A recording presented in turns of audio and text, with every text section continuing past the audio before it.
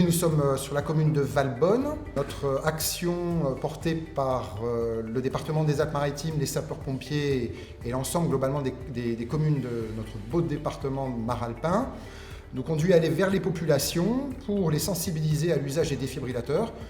En effet, on s'aperçoit que dans le temps, l'usage de ce matériel est extrêmement faible, donc perte de chance pour les patients. Notre objectif est de sensibiliser, de vulgariser le message. Nous ne sommes pas dans de la formation à part entière, nous sommes sur de la sensibilisation et de l'incitation au passage à l'acte des différents témoins présents en général sur des personnes en arrêt cardio-respiratoire.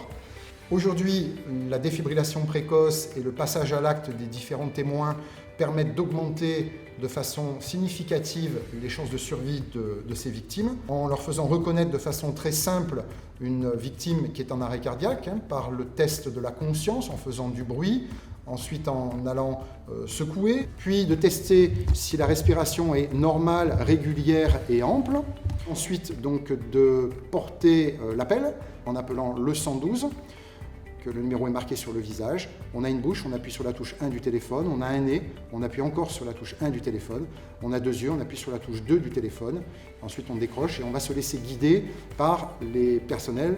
Donc la France est un très mauvais élève en termes de réussite et de survie sur l'arrêt cardiaque. Nous sommes entre 5 et 10% suivant les années.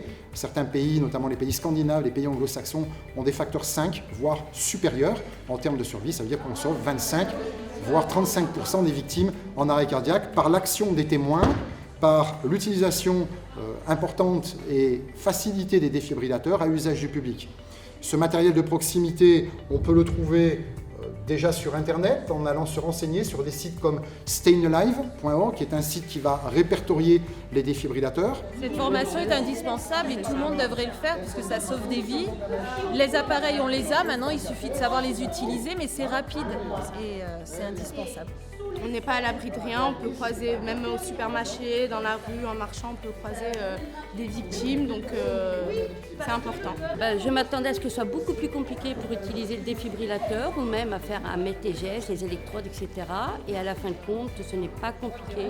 C'est à la portée de tout le monde et c'est tellement, tellement important.